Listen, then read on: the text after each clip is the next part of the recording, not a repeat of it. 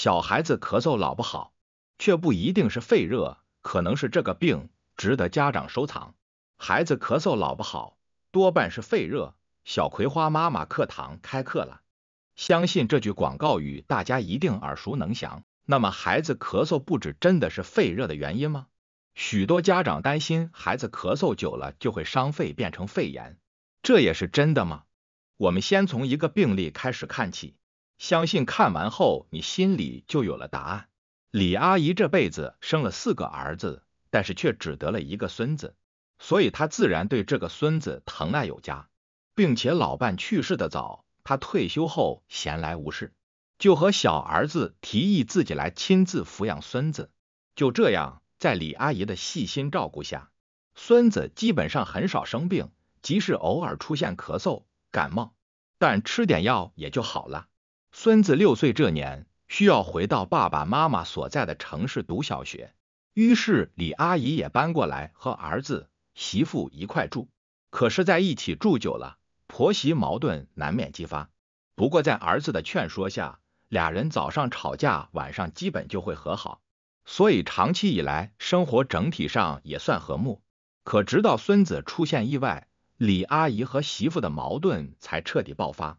自从孙子上1年级以来，李阿姨每天晚上耳朵就没有清静过，孙子每次半夜3更都会持续嗨1个钟头左右。起初李阿姨以为是孙子一个人睡觉，踢被子助凉导致的感冒，于是就和白天的忙于工作的儿子和媳妇2人主动提出陪孩子一块睡的建议。可接下来的1个月里，李阿姨几乎整晚都守在孙子床前，生怕他又着凉了。可如此小心呵护住，孙子依旧嗨个不停，有时候还嗨得满脸赤红，甚至连眼泪都嗨出来了。李阿姨是看在眼里，疼在心里，但与此同时，她对媳妇的不满也与日俱增。这当妈的一点都不管，孩子都嗨成这样了，晚上还睡得住觉。但碍于自己现在是保姆的角色，所以李阿姨并没有说出嘴。这次周末，李阿姨就带着孩子前往当地县医院做检查了。她其实也想不明白，怎么一到父母家，孩子就开始咳嗽了，并且在吃以前管用的药也都不好使了。医生也仔细盘问了李阿姨有关孩子的情况，然后做出了如下记录：3个月来出现间歇性、刺激性干咳，偶尔出现白色黏痰，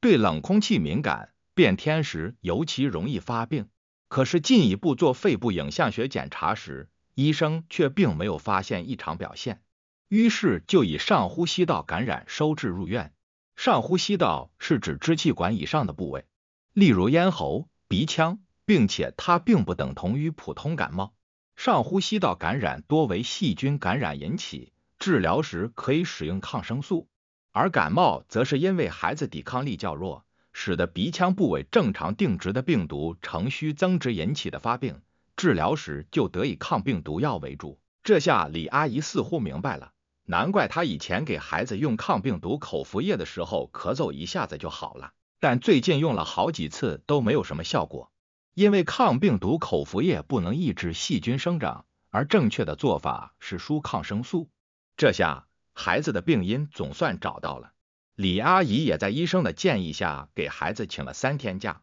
先一心把咳嗽治好了再去上课。李阿姨以后晚上也能够睡个踏实觉了。但成年人的世界总是事与愿违，打了3天的抗生素，也吃了消炎药，孩子的咳嗽声仍然不停。起初李阿姨觉得是药效还没有发挥，所以决定回家好好调养一番，于是每天都给孙子炖鸡汤补身子。可接连一段时间，孙子咳嗽虽然有过好转，但依然还是会反复发作。这时李阿姨担心给孩子继续吃西药毒副作用太大，于是就带着孩子又前往了中医大夫那检查。可孩子喝了几十碗的苦中药，却依然无济于事。他的咳嗽老是好不了，而且白天一活动就会气喘吁吁，这把李阿姨急得像是热锅上的蚂蚁，整天都是到处去求医问药，想尽一切办法找来比较安全的偏方，而且能用的都给孩子用尽了，可依然没有任何效果。直到李阿姨走投无路下前往市医院儿科给孙子做完皮试，再突然回想起家里媳妇养的那条狗，她才在医生的点拨下恍然大悟。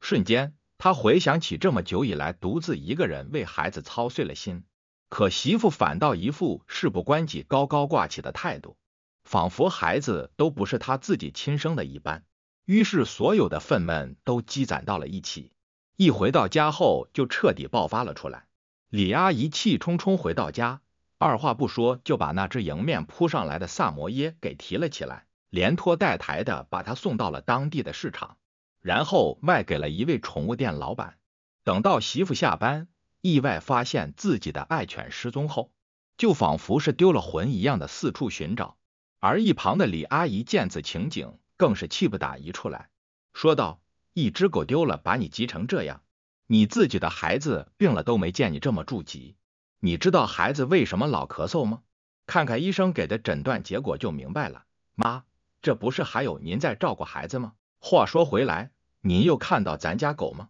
媳妇一边慌忙的找狗，一边回应住，可当她发现婆婆半天都不回话，还板住一副脸时，瞬间就明白了什么，于是试探性的问道：妈，是不是你把咱家狗给怎么了？它可也算是咱们家的一份子啊。你知不知道你在说什么？就是因为这条狗的毛，才导致的孩子过敏。医生刚才给孩子做完皮试后，发现他患的是哮喘。可是你现在还只担心你的狗。李阿姨气不打一处来，完全没带好脸色的回击了起来。听到这话后，媳妇也不再说话，她只是问了宠物店的名字，随后就独自前去，把狗又捎了回来。而孩子患的严格意义上并非典型的哮喘，而是一种名为咳嗽变异性哮喘的疾病。它以反复的阵发性咳嗽为唯一或者主要的表现，也是学龄期、学龄前期儿童慢性嗨嗽的常见病因，约占 30%， 其中有 50% 的患儿存在过敏性鼻炎史， 30% 的患儿存在哮喘家族史。它主要表现为清晨、夜间明显发作的干咳，很少出现白色黏痰，胸部也少见阳性体征。依据病情轻重，可持续数年至数月，抗生素和止咳治疗均效果欠佳，仅有支气管扩张剂和受体激动剂